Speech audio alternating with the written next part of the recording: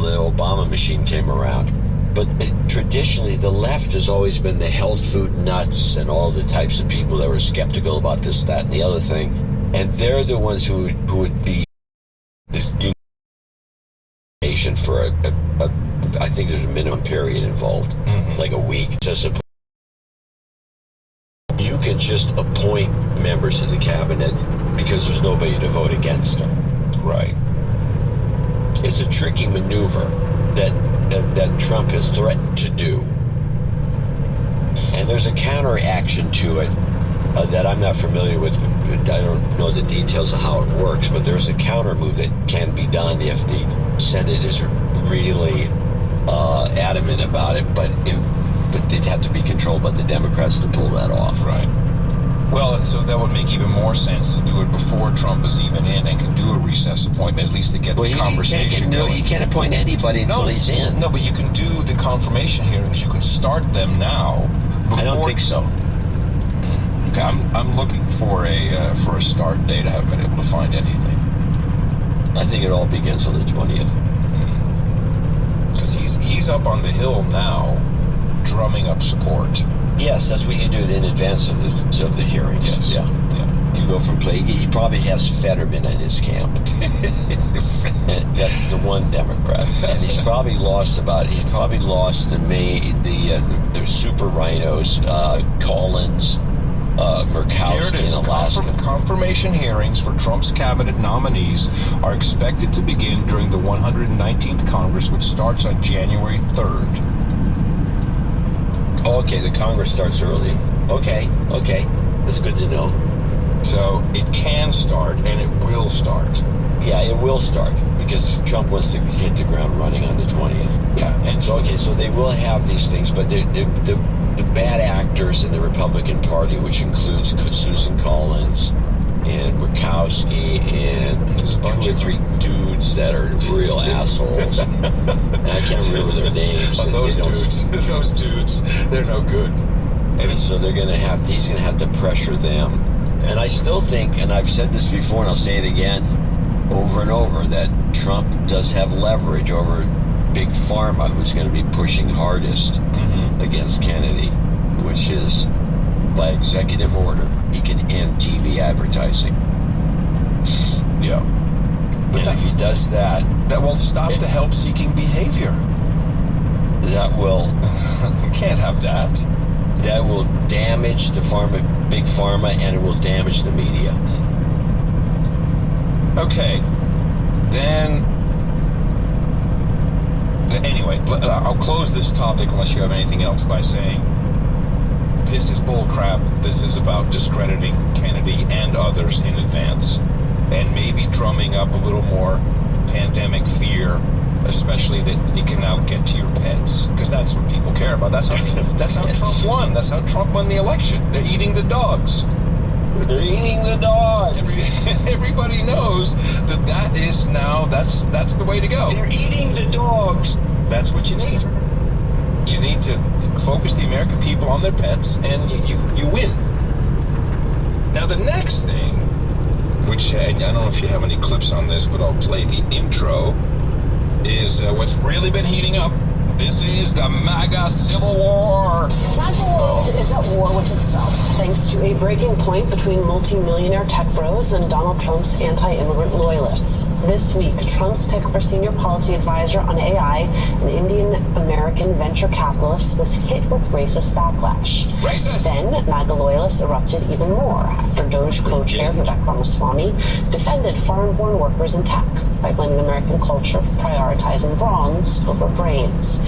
In summary, Axios explains, quote, the fight exposes one of the MAGA movement's deepest contradictions. It came to prominence chiefly via the white, less educated, working class, but is now under the full control of billionaire technologists and industrialists, many of them immigrants.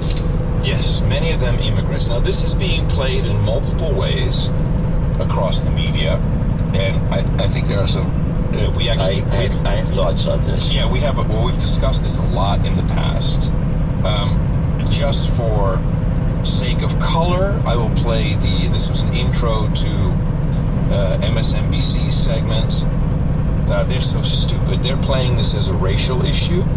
And speaking will be Simone Sanders.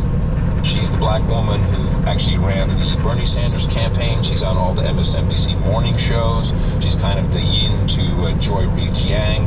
And the former RNC president, what's the guy's name? Michael Steele. Michael Steele. And they, for some unknown reason, decide to go all black culture speak on this issue. Honey, the girls are fighting. The girls are fighting. So let me get this straight. So Vivek Ramaswamy, I mean, he just didn't write a tweet. He wrote a Screed. It was a screed. Screed. I mean, it just went on, and he laid out basically, y'all white folks out here should have been focused on doing a little bit more Urkel than anything else. Less Stefan. And it's just, Simone, I'm tickled. I'm tickled by this. Who would have saw this coming? Well, I mean, definitely not the folks that voted for Donald Trump and the American worker, considering American workers. Look, this is, my mother told me this is just some business that don't involve you. You don't need to step in it. So I've just been watching because this is what happens. To be very clear, Elon Musk and Vivek Ramaswamy, weren't they foreign-born workers? Yeah.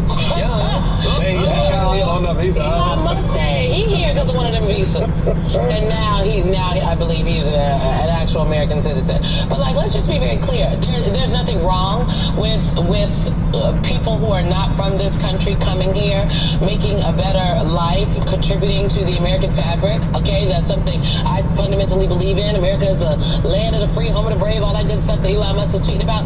However, please don't come for Americans. And I would like, let's be very clear, I would like white Americans to stand up. This is your calling card, honey. Where's your banner? Because they coming for you. They said y'all white and lazy. That's crazy. That's right. That's crazy. 2 snaps, girl.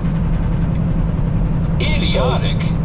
So I'm glad you got that clip, kind of. I wasn't going to get these clips. There was a bunch of them. They all came from the left. Mm-hmm.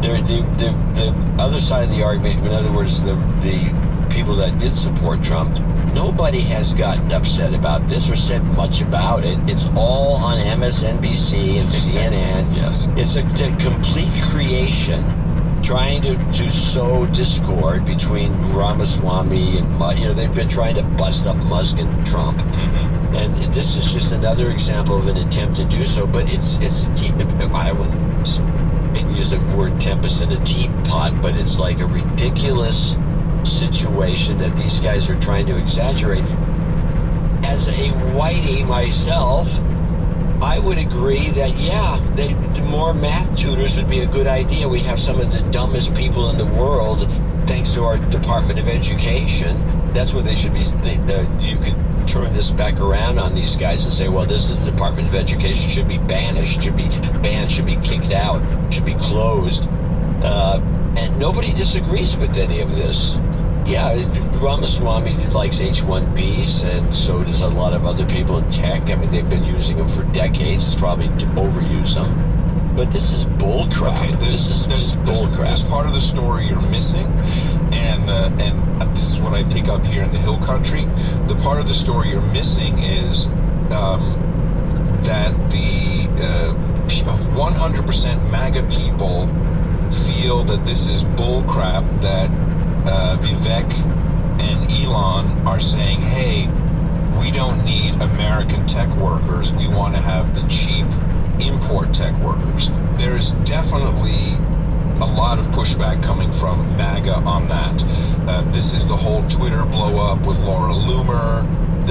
There's noise about this. It's not this that you just said is absolutely fabrication from the left. But there is a real pushback, and people are now yelling about, Bannon, all these kinds of people out there running around saying Elon's no good, Vivek is no good.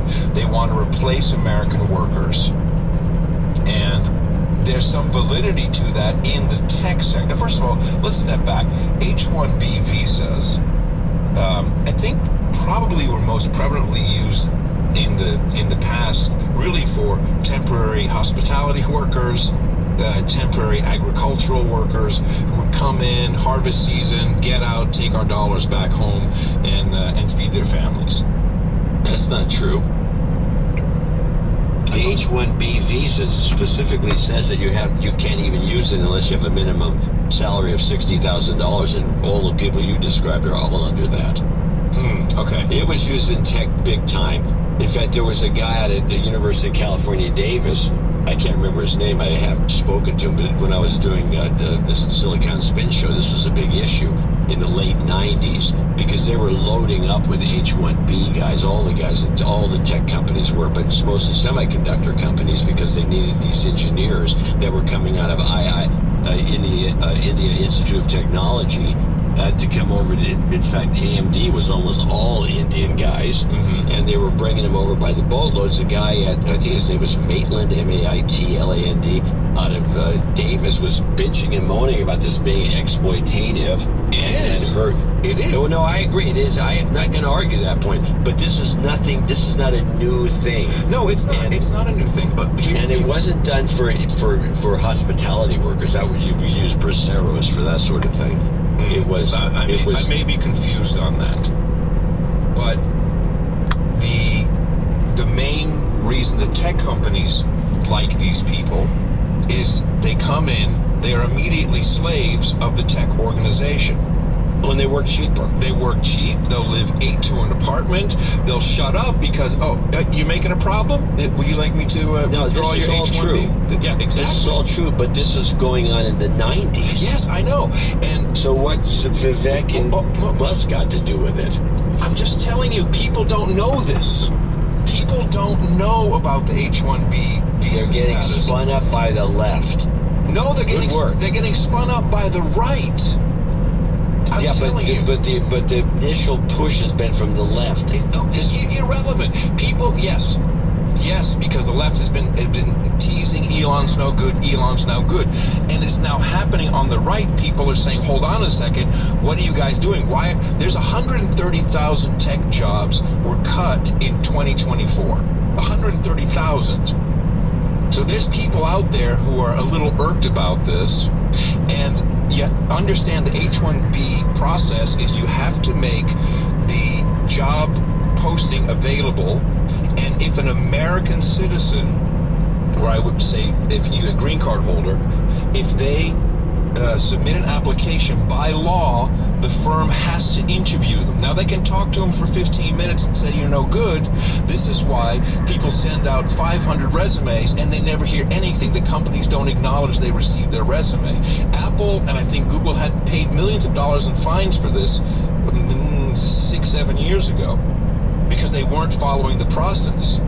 And what these guys do is they fire. The only place to get profit now is your biggest cost center. That's people. And look at who's running them. Who's running Google? Brahmin. Who's running Microsoft? Brahmin. I heard a lot from Mo, who worked in high tech, and they hire Indians. The Indians hire Indians. They hire a class of very classist. They hire the class of Indians who they can boss around, tell them to shut up. They're also very racist. And the whole tech industry is filled with this type of worker. And I think they're breaking the law by, you have to post it. If you have a job in a company, they have to make that job posting available so that other people within the company can see it. So where does it go? It goes to the break room on the inside of the coffee cup cabinet. They publish these jobs in paper newspapers. I mean, it's obvious what they're doing. And my stance, I'm perfectly fine with it. Go ahead. Fill up your company with your Indian slaves. Why is there no Silicon Valley in India? Because they don't have the one thing Americans have, which is entrepreneurialism and insight and opportunity and chutzpah. And I think we're going to see these companies stagnate with their slave army of little bots who program the AI stuff, which is probably why they need to cut costs in the first place. And I think we'll see an enormous boom of innovation coming from former tech workers who have been cut to be replaced by this army of Indian slave workers. And we may see some really amazing products come out of this around and outside of what Silicon Valley is. And fill it up. Put them all in California. I'm fine with that. I think it's a great idea. People should look at it that way and not like, oh, Elon and Vivek, they're trying to replace Americans. It's a big deal on the right, John. It really is. Well, being in California, I could be missing it. Being in Texas, I'm hearing it. But what's funny, what the irony is, I'm in Silicon Valley more close enough, and you're not. And Fredericksburg, of all places in the world, is about as far from a high-tech center that should be concerned about this stuff, you know, as Iowa. It just doesn't make any sense. No, but okay, because it's ideological. They're being spun up. They're being spun up by the right, by Laura Loomer. They're being spun up by conservative. Laura Loomer, what did she say? Oh, you didn't see the whole fight that she had with Elon and Vivek on Twitter? I saw some of it. Yeah, and then Elon took away her blue check. And, oh yeah, I know that. I saw that part of it. Well, okay, and this is so. But I don't know how that happened. I don't know that Elon was actually personally involved. Yes. They were going back and forth. Yes, about this. You know, she's a character because she's a noteworthy troublemaker. I know, but then Conservative Treehouse, Bannon, War Room, they're all talking about now it has worked, successfully worked. The left demonizing Elon is working, and I gotta say, when Elon took away her blue check mark, even temporarily, that told a lot of people something. Oh, okay. If it's about him, he will censor. And well, that could be the argument that she made in this back and forth, which I didn't pay much attention to, but I obviously paid some attention to. She said that I had even paid. She was a subscriber. Yes. She had given money to Twitter to maintain that check mark, even though she was probably eligible to have it anyway, because if you have over, I forgot what the number was, so many followers you get. I have one that way. Yes. And she paid when for she it. said that was somewhat annoying, because it seems to me is that if you bought the check mark, you bought the check mark. It's not like, you know, I paid money for this. Why are you taking it away? She should ask for a full refund.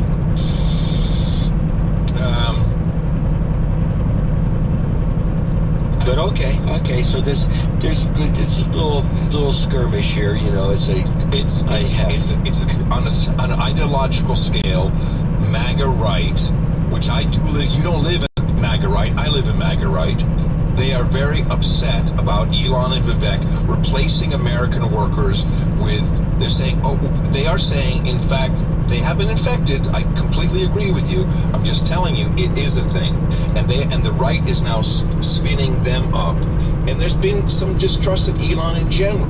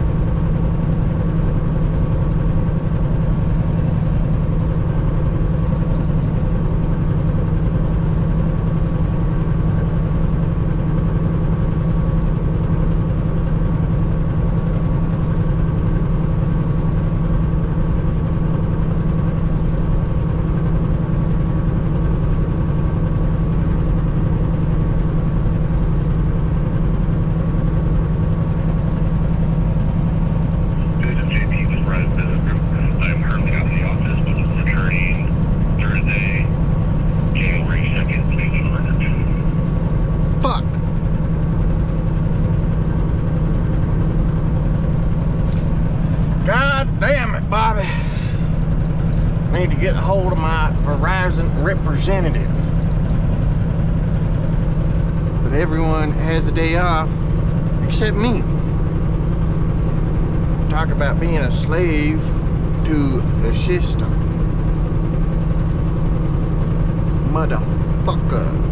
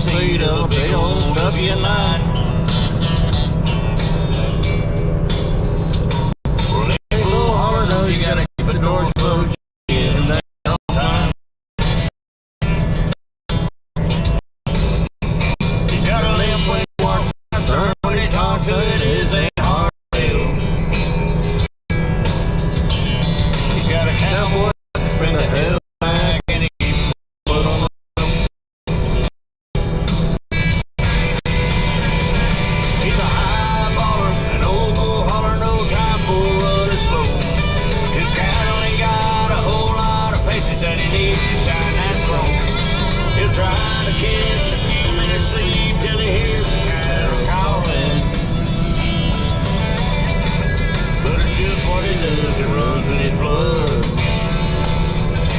Bullhorn.